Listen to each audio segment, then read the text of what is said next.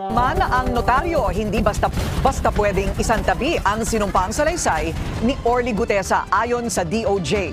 Samantala, dumadami naman ang mga DPWH official na gusto umanong tumestigo sa flood control scandal. Narito ang agenda report ni Joash Malimban. Sa kabila ng falsified notary ng affidavit ni Senate Witness Orly Gutesa, nilinaw ng Department of Justice na hindi nangangahulugang peke rin ang lahat ng mga detalyeng inilahad niya rito. Ayon kay Prosecutor General Richard Fadulyon, totoo man daw ang notaryo o hindi, nananatili pa rin itong salaysay mismo ni Gutesa. But as far as Gutesa is concerned, kung yung sinasabi niya, ito yung salaysay ko, hindi naman magbabago yan kung saan notaryohan o hindi. Di ba? Because the truthfulness or veracity is different from the fact that it is binding as far as he's concerned. And diba? Even the Department of Justice, sinasabi na yung notaryo, wala na yun. Because sumumpa siya under oath eh. And majority of the lawyers na nagpapa-interview when being asked about itong notaryo na ito, nagsasabi na wala na yun. Kasi under oath, sumumpa siya eh. Tapos naka-live pa eh. Kasi pinapanotaryo mo lang naman ng isang bagay if you want it to be a public document. Or kung gusto mo maging public information, yung pinapanotaryo, hindi pa ba public information? Hindi pa ba magiging public document yung isang salaysay na binabasa mo in public, in live TV, in live stream, sa isang pagdinig sa Senado? Di ba bakit nakafocus ito si Lacson doon sa notaryo na sinasabi niya naman loloko ito si ano? Kasi ganito yan eh, kapag ang isang tao, isang testigo, ang trabaho ng mga abogado, sirain yung kredibilidad ng testigo na yun. Pag nasira mo yung kredibilidad ng testigo na yun, mawawalan na siya ng tiwala yung mga makikinig sa kanya. Parang gano'n ang ginagawa ni Lacson eh. Si Gutesa, sinasabi niya na sinungaling si Gutesa para yung salaysay niya tungkol kay Zaldico at saka tungkol kay Romualdez, maging sinungaling na din. Kasi ang punto ni Lacson, nagsisinungaling siya sa notaryo pa nga lang, lalo pa kaya doon sa mga bagay na yun. Malalaman mo kung nagsisinungaling si Orly doon sa mga sinabi niya sa kanyang sinumpaang salaysay, kung iimbestigahan mo yun. Hindi mo malalaman kung totoo yung sinabi niya dahil lang dito sa peking notaryo na to, kung totoo nga na peke yung notaryo na yan. Malalaman mo na sinungaling si Orly Gutesa kung i-challenge mo yung kanyang affidavit. Laman ng affidavit, hindi yung notaryo ng affidavit niya. O, di ba? Malalaman mo nagsisinungaling siya kung lahat ng sinabi niya doon hindi tumutugma sa datos na meron ka. Di ba? So instead, patunayan mo na sinungaling si Orly Gutesa by means of investigating ito si Romualdez at saka si Zaldico. Hindi. Sinisira mo yung reputasyon ni Gutesa. Yun yung pinakamadaling paraan. Sirain mo yung karakter ni Gutesa para hindi mo na kailangang magtrabaho at patunayan na may basihan yung kanyang salaysay. O talaga, Lacson, alam na namin mga ganyang style. Hindi naman natanga Pilipino katulad mo. insofar as third persons are concerned.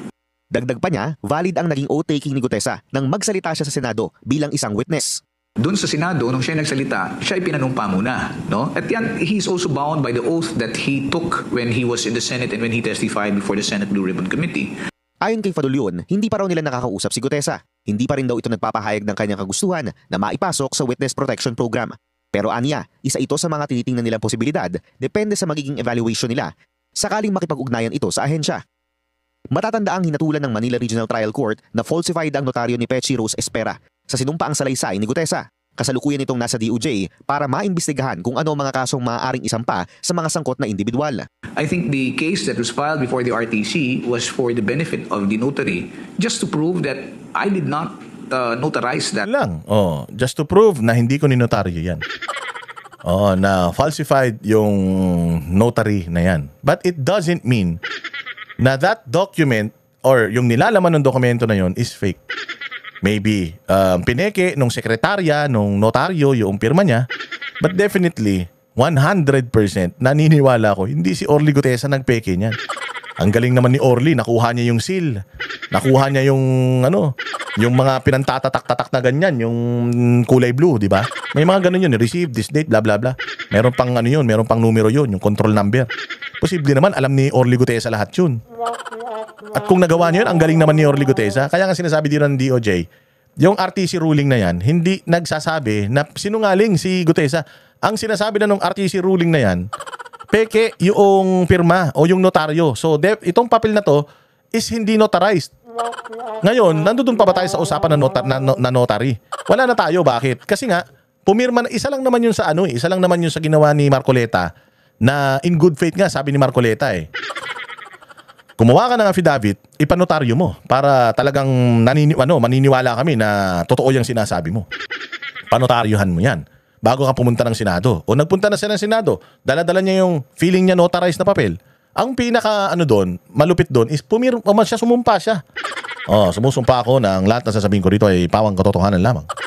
Yun yung pinakamaganda doon. So ano pang silbi ng notaryo? Yung RTC ruling, anong silbi nun sa kaso ng flood control project? Anong silbi nung decision ng RTC sa nilalaman ng salaysay ni Gutesa? Wala. Oo. Malalaman natin na yung nilalaman ng affidavit ni Gutesa ay peke o hindi, totoo o mali, kasinungalingan o katotohanan kung iimbestigahan natin yung tao, si Gutesa, nilalaman ng niya, hindi yung Gutesa na pagkatao, yung nilalaman ng niya, affidavit niya, at saka yung mga tao na pinapangalanan niya. Siya nagturo ng magnanakaw, siya yung iniimbestigahan niyo. Ano naman yan? Document, no? But it does not say that just because I did not notarize it, it means that the things that are stated there are lies. Nilinaw naman ni DOJ spokesperson. Klaro Klaro, hindi po, walang epekto, hindi, yung palabas nito ni Panfilo Lacson, yung palabas ni Lacson na itong si Gutesa sinungaling, ay walang basihan. Bakit? Walang basihan. Bakit? Sumumpa siya dyan tapos yung papel na yun, binasa niya yung laman ng papel na yun. Kaya nga sabi ni Marcoleta, wag kang lumabas sa papel. Kung ano yung nakasulat sa papel, doon ka magbase, wag kang mag-improvise. Kasi nga pag nag-improvise ka, wala siya doon sa salaysay mo. Halimbawa, dinagdagan mo, binawasan mo. Yari ka. Kasi ito nga yung sinumpaan mo, ito yung pinirmahan mo, dapat dito ka magbase. Kung ano yung kulang dito, gagawa ka ng supplementary affidavit. Pero hindi na dapat gumagawa ng supplementary affidavit kung organize naman yung thoughts mo nung ginagawa mo yung nung affidavit na yun. Kami ang boses ng masa, hindi natatakot. Katotohanan lang, di kami nalulunod. Walang bahid ng sismis, lahat ay totoo. Kahit sino ka pa, pag mali ka babanatan ka. Walang pinipili kulay, wala kaming kinikilingan.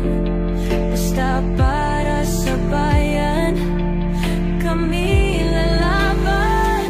Pag tama palakpakan, pag mali banatan. Di matitinag, di matatakot, para sa bayan tuloy ang sigaw. Sa harap ng kamera, walang halong takot. Mga baluktot, lahat kayo'y tutumba. Ang hustisya at totoo, yun lang ang mahalaga. Kahit sinong harang, di kami matitinag. Walang pinipiling kulay, wala kaming kinikilingan. Basta para sa bayan, kami lalaban. Pag tama palakpakan, pag mali banatan. Di matitinag, di matatakot, para sa bayan tuloy ang sigaw. Kung nasa tama ka, ikaw ay aming kasama. Pero pag mali ka, handa ka na bang mabasag? Banateros kami, walang inuurungan. Dahil bayan muna, bago ang sarili.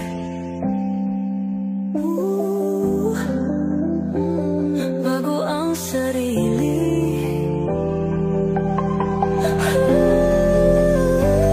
Pag tama palakpakan, pag mali banatan.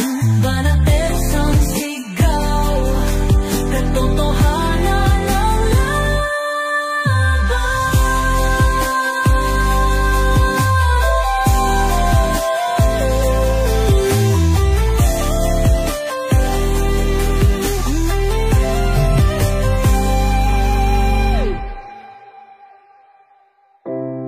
Sa harap